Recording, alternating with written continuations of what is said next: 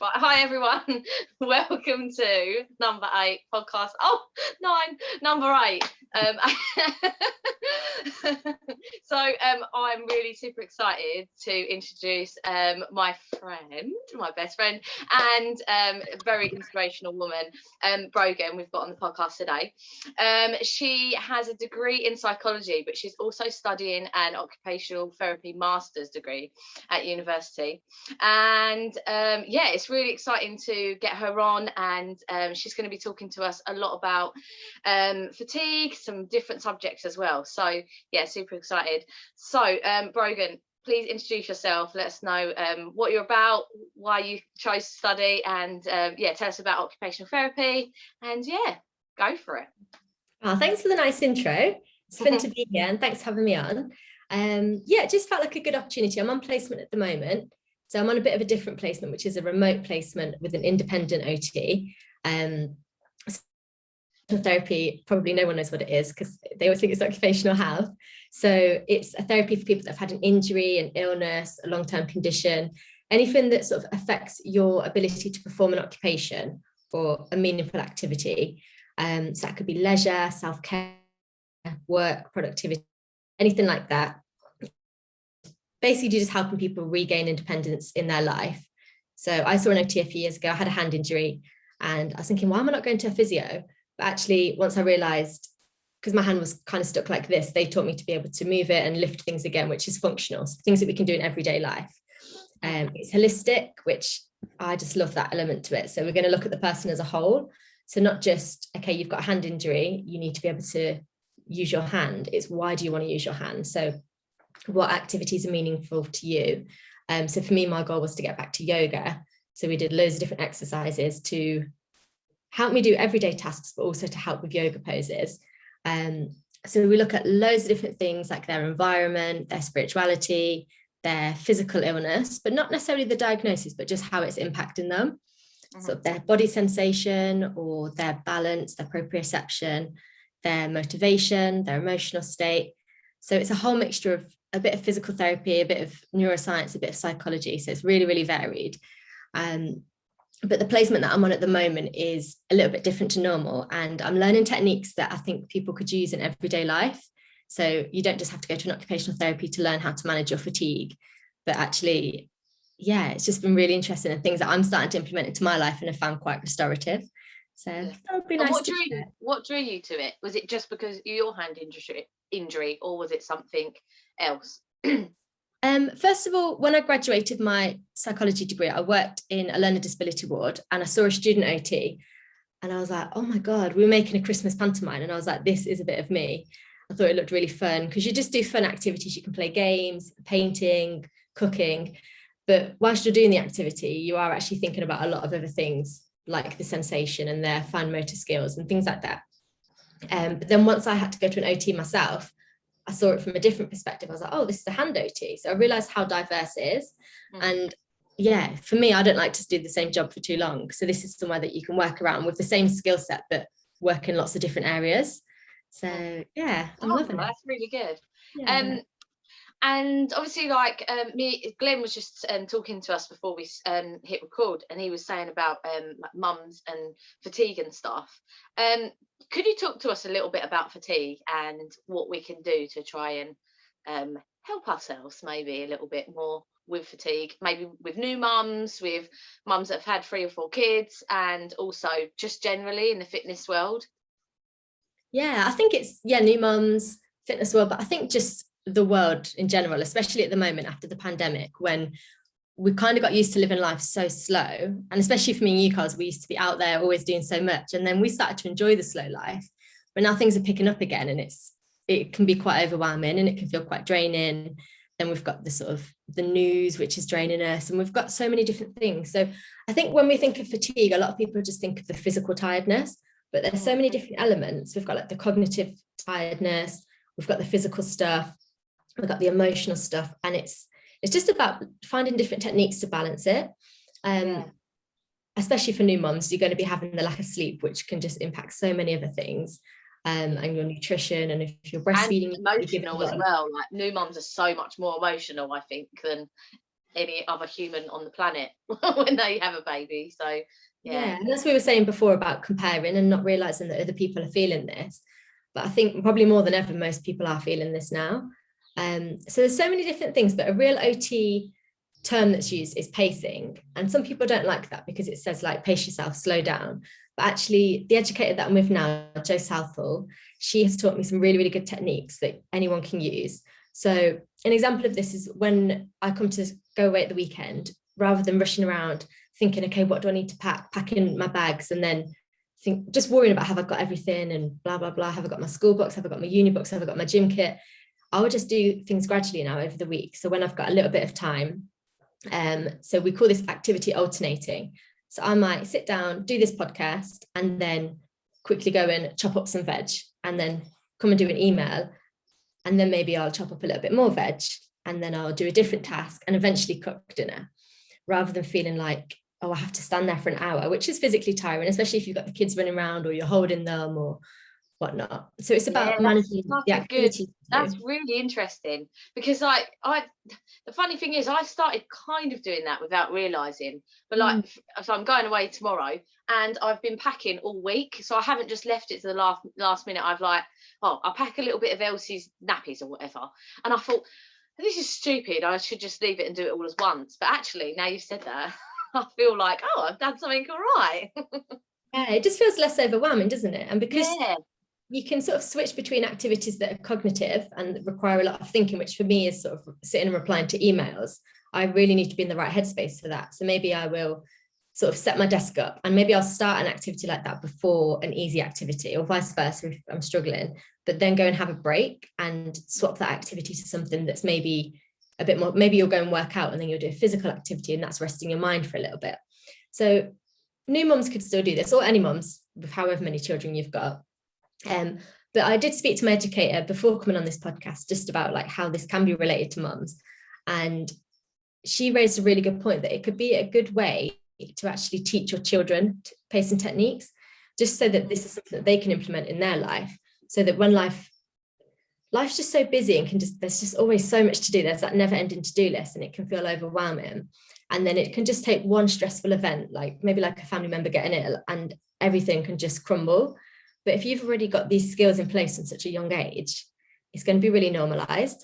So a really nice technique that she advises for a lot of her clients is having like an activity box in your car.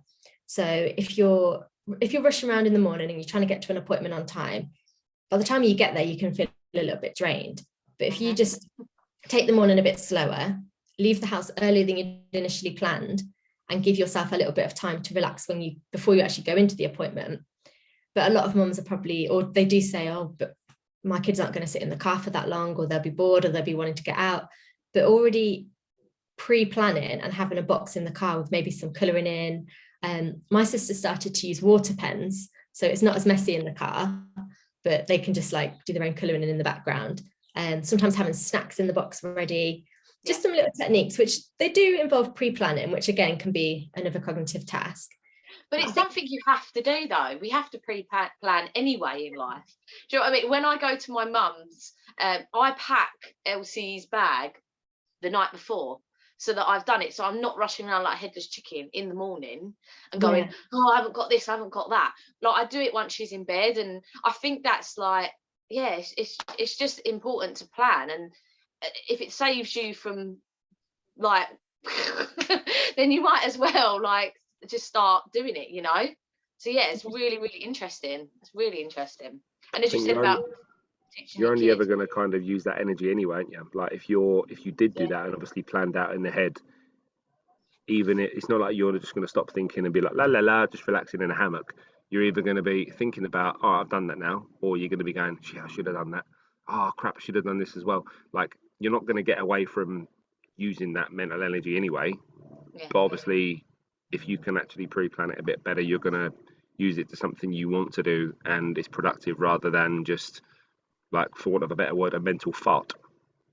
Yeah, and then if you are doing it so last minute and getting frustrated and having the emotional energy coming in, then that's going to drain you even more. So it's about understanding that mums probably are going to be fatigued because there's so much going on, and it is a period of life that you know you are going to be tired, but it's about finding little gaps where you can get a little bit of that energy back and just taking some of that time for you. And even like the planning could be, instead of keeping all of your nappies in one room and constantly going up and downstairs to get them, just dotting things around the house. Or it might not be nappies, it might be dummies or snacks or whatever it is that you or your child need, just having them around. And I suppose with that is not worrying about the mess, because I know, like for me, I'd be like, oh, but that's going to be clutter here and that shouldn't be going there. But for your fatigue, just acceptance sometimes. Another really nice thing is just having micro breaks.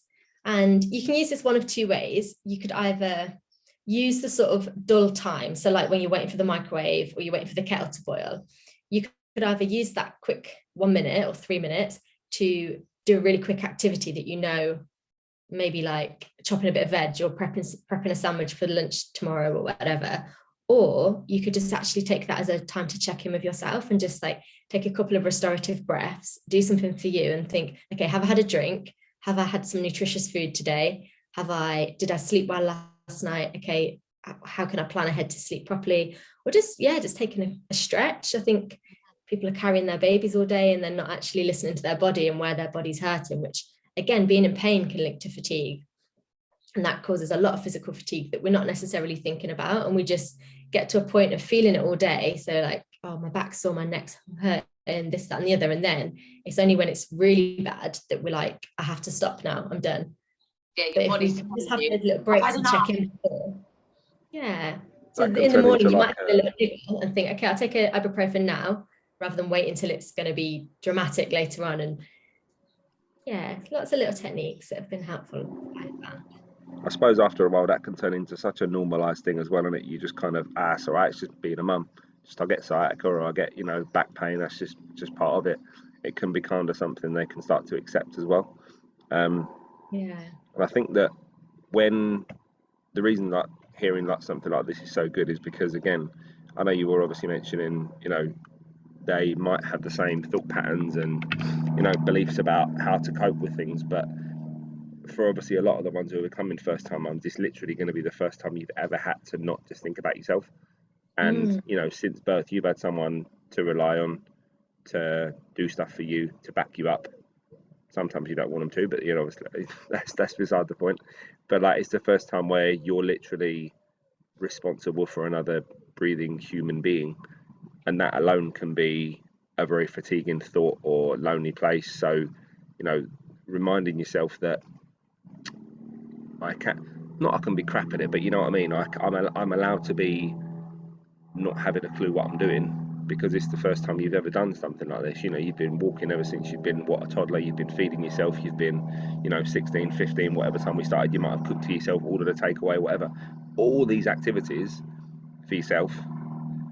But now you've not just got to do that, you've also got to juggle all the other stuff, and that can be really, really, really daunting. And yeah, like you said, fatiguing, which is obviously why I think it's brilliant that we've got you on today, Brogan. So thank you. Thank you. But yeah, I agree. And I think the comparing with everybody, but also not reaching out to people.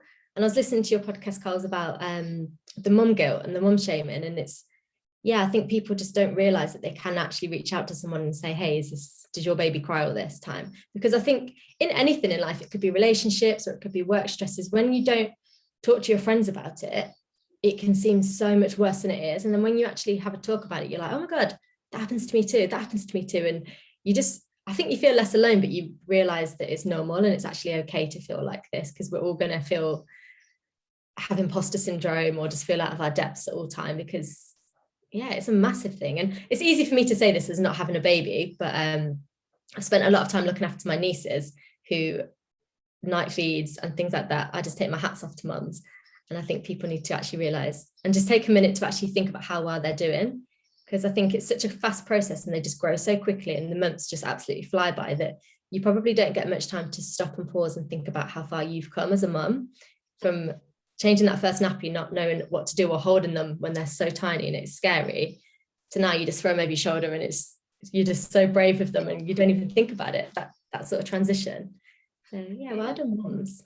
So Brogs, with the Brogan, I'll call you Brogan. With the occupational therapy, so are they the kind of top tips, what you went over kind of thing? Are they kind of what you would they're the tips that you would give to humans, not just mums, but all humans? Are there any other tips that you'd recommend? So we went over like pacing, you said, which that was such a good point.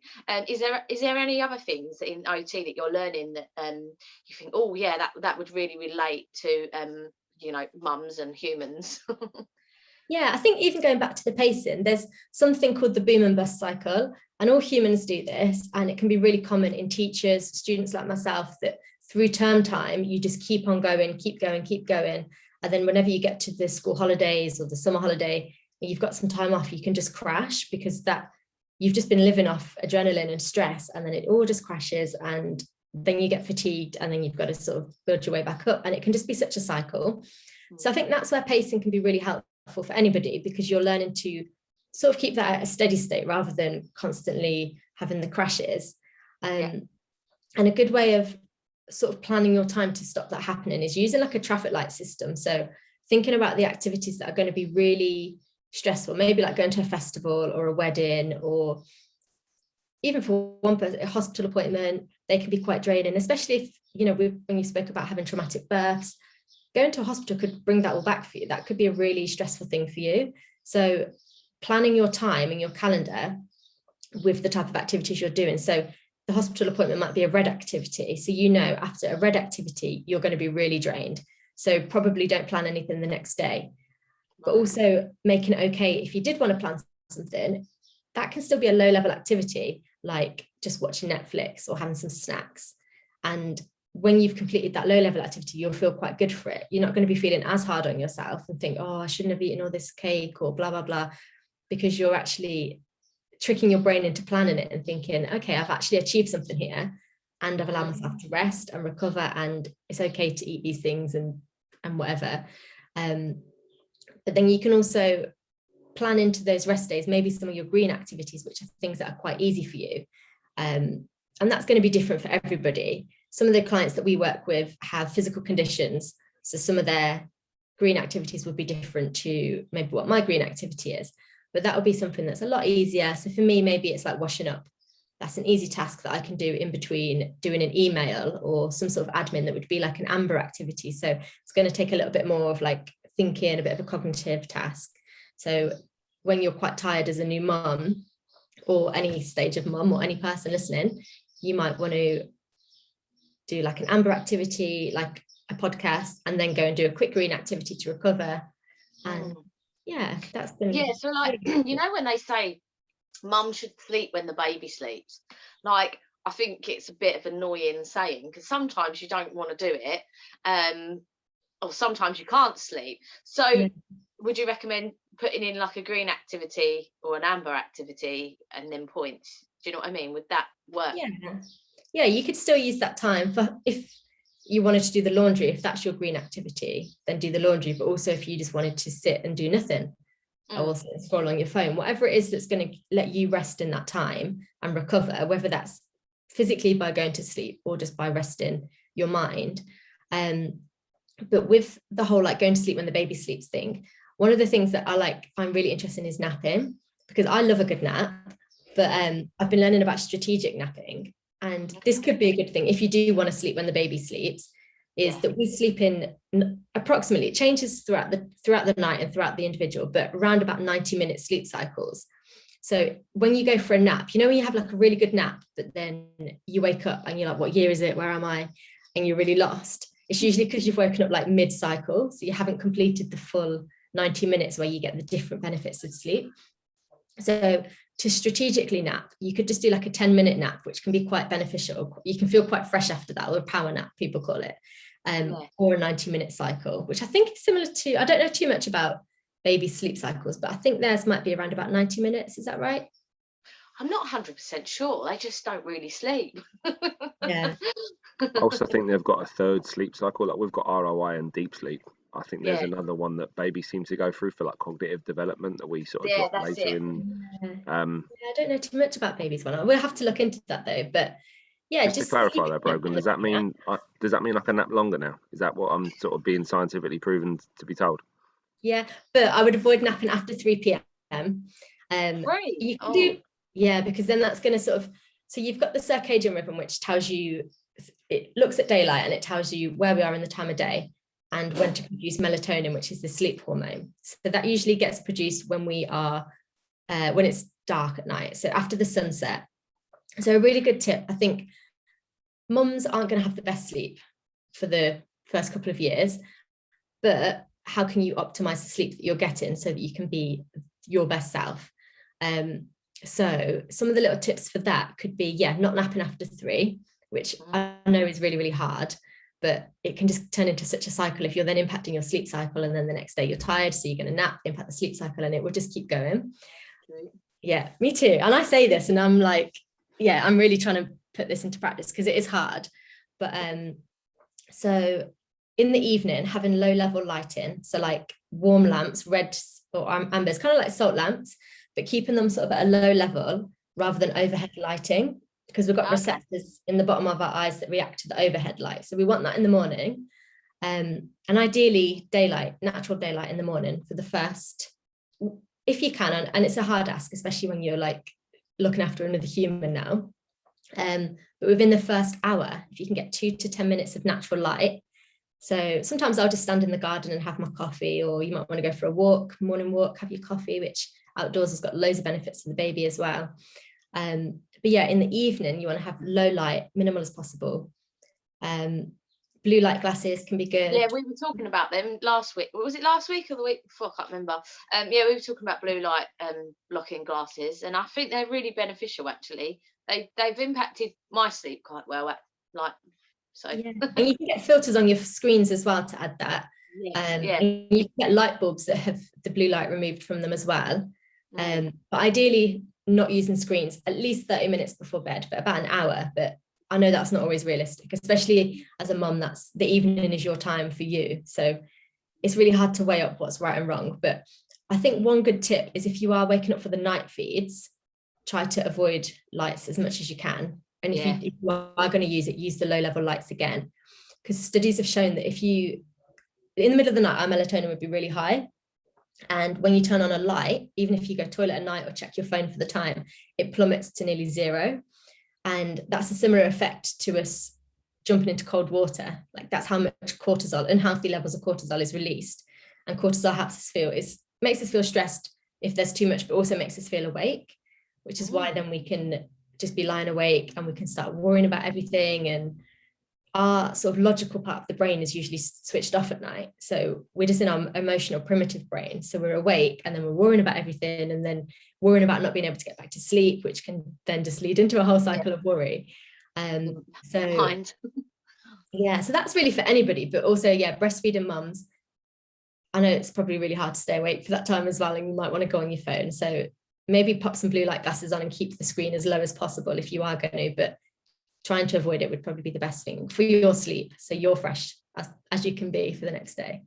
Yeah, definitely. I think all that helps towards as well, because for me as a new mum, and I know there's a lot of mums out there, when I had Elsie, I obviously had a bit of extra weight and I wanted to lose it, so I was kicking myself because I was so tired and I couldn't get 2 classes and stuff like that. But obviously what me and Glenn offer is them little we do half-hour sessions and stuff. So I think, as you said, like, it kind of links in really well to what you were saying about doing like maybe the green and amber thing as well. Maybe like an amber activity could be coming on for a half-hour yoga session or whatever. But and also the sleep, that's really good tips there, because like I used to not have enough sleep and then try and do yoga, and I used to be like, I've got no energy to be able to do it. So the sleep's important, and on obviously like the fatigue as well. So it's really, really interesting. I think it is a vicious cycle, especially feeling tired and you don't want to exercise, but then not exercising can also make you feel tired. So but maybe exercise about the makes nap. me feel better when I do it, and it gives me more energy. So it's like, yeah, it's just mad, isn't it? Getting that push to do it, isn't it? But maybe, yes, switching that, if you are going to feel like you need a nap in the late afternoon and you know you shouldn't nap, maybe doing some light exercise, doing one of the 30-minute classes, or even just getting outside into that daylight and getting that into your eye again and going for a walk. That could be helpful. But I know that's a lot of tips I've probably given. So no, the more the merrier. Yeah. Brogan, all that means is they can watch it back again and get the views up a bit higher for us. That's great. But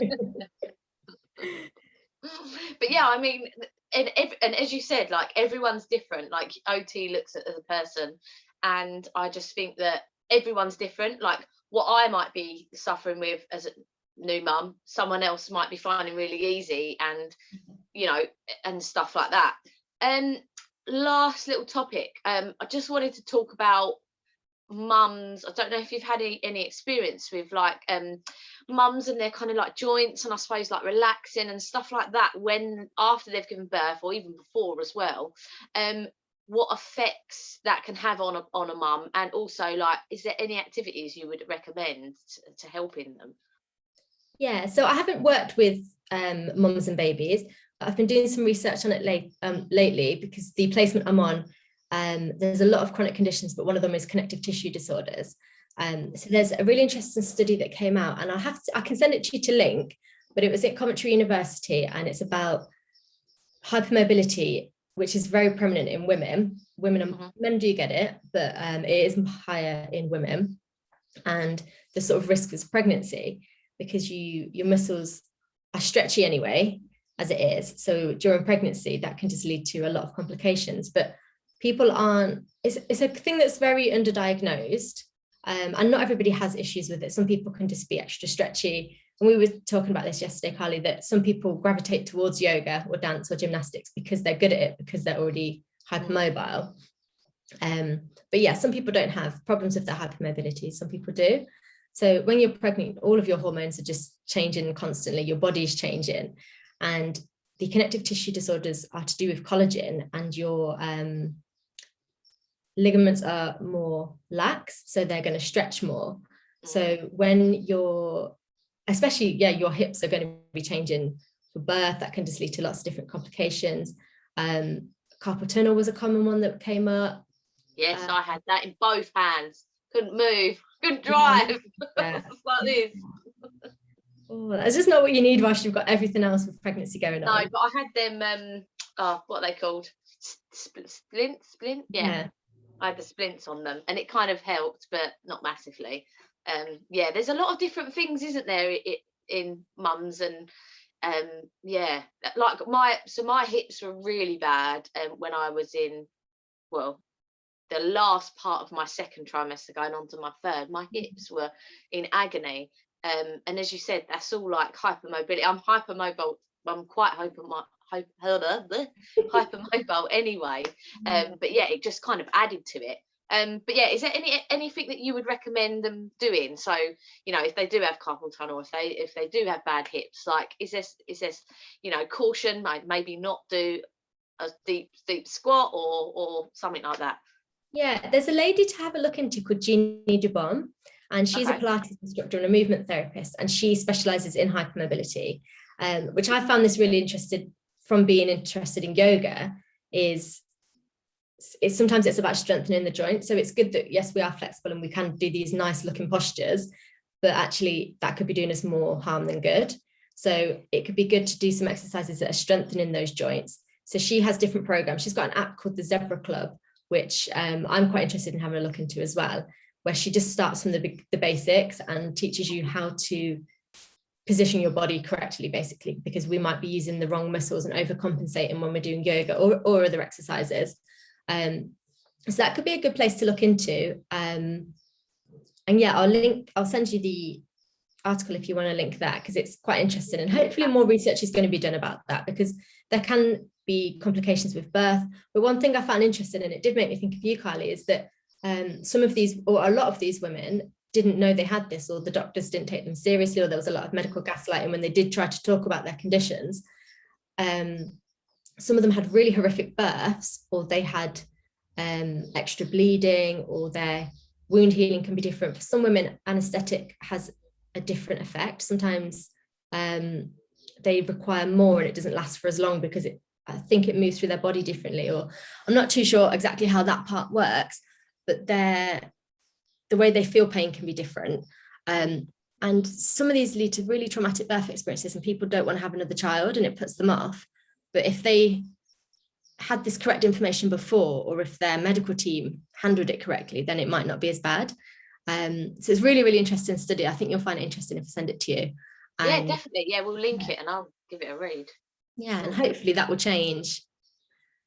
I think it's just about getting the bodies there, though, isn't it? Like getting the people to want to qualify in this. And I feel like, right, I'm going to say it, but if this was happening to a man, it would have been sorted out millions of years ago. Like when it happens to women, it's a longer pacing thing. It takes forever, it feels like. But if it was a man, oh no, this would have been sorted out. So yeah, let's hope it's true. And when men have these hypermobility conditions, they actually get diagnosed a lot quicker than women. But for women, there's the whole history of it being hysteria, or women then will often get diagnosed with things like fibromyalgia, or all these different conditions that are a lot of the time linked to the connective tissue disorders. But because we're women, it's anxiety, or it's period pain, or it's everything else except for what it actually should be. So you're stressed, darling. Yes, it's just ridiculous. I just wanted to add as well, when you are I always notice with students taking yoga, when they have their hands down, say they're on tabletop position, a really good way to tell if you're hypermobile is if your creases of your elbows point to the front of the room. And you know what, as soon as because really in tabletop position, you should be pressing the palms of your hands, spreading the fingers nice and wide, and the elbow creases come in towards each other, whereas nobody does that. It's always like that. So that's a really good way to tell if you are hypermobile. That's obviously just in the elbows and the arms, but yeah, like trying to be more aware of your body as well when you're hypermobile, because you think, oh yeah, brilliant, I can get into this, but actually you're slamming into the joints. As you said earlier, you're doing way more harm than good. So yeah, I think that's when like yoga comes, like you're studying yoga as well, so we'll talk a little bit about that. And I think that's why when you're doing yoga, taking yourself at a good pace and really connecting with your body, and you can get yourself into these positions, and also the teacher coming and correcting you and being like, put that there, or whatever is really good. And it's really going to help, because as you said, it can lead to way more things, can't it? Yeah, it could just be one thing on top of the other, and then you're just like got Stretch Armstrong arms, you know. Yeah, I think that's what's been different in the pandemic, of not going to an in-class yoga or doing everything online, or yoga teachers not being able to do that hands-on feedback, is not knowing. And there's something that we talk about in occupational therapy called proprioception. I don't know if you would have learned about that in your yoga training, but so we've got our 5 senses, and then we have a couple of other ones, which is our vestibular, which is our like balance, and proprioception, which is knowing where your body is in space. So when you put your arms out, if you used to close your eyes, it's knowing where your arms are. And a lot of people with hypermobility don't have as good of proprioception, so they may not know that. So I am hypermobile as well, and sometimes I will think I'm in the right posture and might be doing the right thing, and it can just be the completely wrong way around, because my arms are facing forward, and not getting that feedback when you are doing it through an app or when teachers couldn't come round. So I think that's a good thing for yoga teachers to be aware of as well, is offering that feedback if they feel comfortable to. Yeah, and also like normal fitness classes as well. I find a lot of people will like do a squat, and it's like they feel it in their glutes, they feel it in their thighs and their hamstring, whatever, but they're actually doing it so wrong. Like their chest is dipped, and you know what I mean, their knees are overshooting, and they're just causing more drama for their body. So I think like fitness and also yoga is really good to bring together, to kind of, as you said, become aware of the space around your own body. So can people, if they are hypermobile and they're not aware, can you build that up? This is what I'm actually going to do my research project on next year, because I'm not too sure about that yet, because from the research I've been doing in around hypermobility and other connective tissue disorders, is a lot of people are saying to do Pilates, because it is about building that strength in the right places. So I'm looking forward to trying that myself, just to see what I experience with that. But also, I think, and as you know, yoga isn't just the postures, which people think it is, and it's a whole way of life, isn't it? So I think for me that it is important that people still practice yoga, and especially when a lot of these connective tissue disorders can be linked to things like anxiety and depression, probably for many reasons, but they are sometimes linked. Practicing a yogic way of life can also help with those things. So I don't want people to straight away just be dismissed from trying yoga. So I want to research and see what information is out there on can yoga I'm still coming up with my question, but basically, can yoga help us improve our proprioception? Because I think in a way it can. But kind of going back to the fatigue, I think, and my educator has a really nice example of this.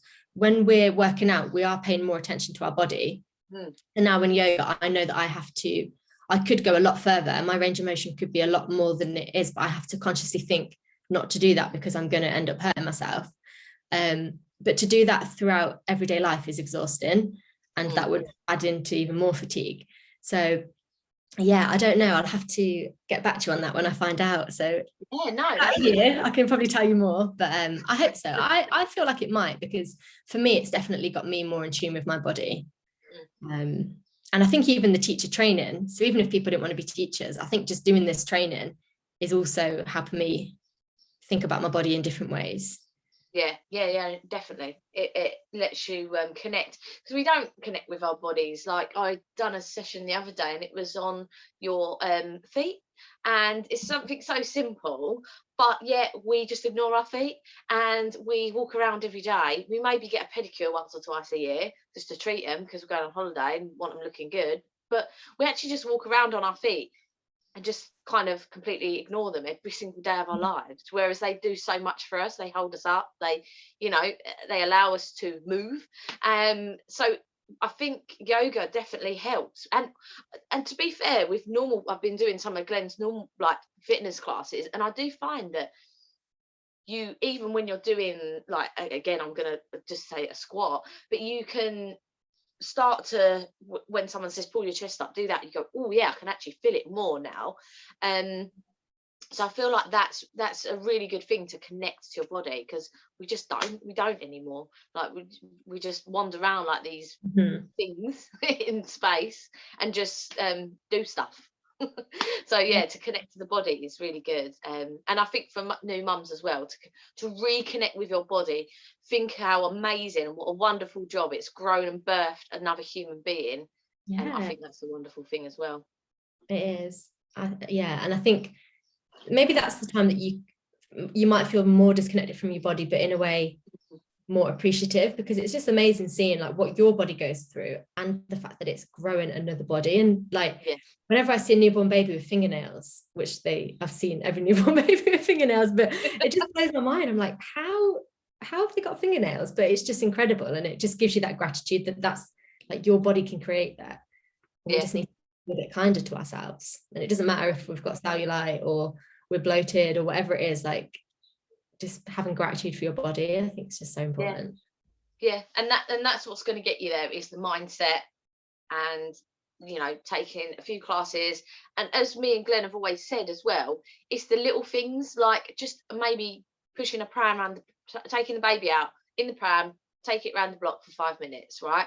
Them little things are going to then build up each day, and it's just going to become easier, and it's not going to feel as overwhelming. You're not going to feel as fatigued from being overwhelmed of like, oh, I've got to do this massive class of 2 hours and whatever. It's just little by little. So yeah, that turns into a bit of a self-fulfilling kind of prophecy of inaction as well, though, because what you find is someone will say, right, I'll do 5 minutes today, but then they'll go in their head, sorry, it's only 5 minutes, I'll start tomorrow. And it's that kind of constant seesaw of inaction. It's like, I can't do half hour, I ain't got enough time. I can't do 5 minutes, that's not enough to actually make a difference. It's a constant kind of flip-flop. And that's why I think at least having, like, me and yourself sort of checking up with them sort of 5-6 days a week is going to be really good. Just to come onto what Brogan was saying quickly before about the hormone changing as well during obviously the second and third trimester mainly, and then the sort of breastfeeding stage after it, you're actually producing a hormone called relaxin, which I think it was up to 40%, but it increases the flexibility around your joints. Literally what it's for is to actually open up the pelvic muscles, because obviously to allow for a, you know, massive childbirth. But it doesn't just localize to your hips, it goes to every joint in your body, and you keep producing it whilst you're breastfeeding. So anyone that obviously is breastfeeding, you are still susceptible to overstretching, possibly damaging. You know, like you hear about these sort of footballers who'll take like a cortisone injection just to like play through the pain if it's a cup final, them sort of things. That's the sort of stuff that obviously if you were taking like a paracetamol, that's the kind of effect that it can have, where obviously your body might be going, oh, no, don't want to do that. You'll be able to ignore it via the relaxing, if that makes sense. So you have to be super careful to obviously go to like an actual, you know, qualified yoga instructor or train with a postpartum trainer, because they're going to know about that, rather than, you know, getting someone doing kickboxing and head kicks, or, you know, going to Pilates and thinking, right, I need to stretch my core out, but they're going to be probably doing way more damage than any good. Literally what we were just saying, like you can do more damage.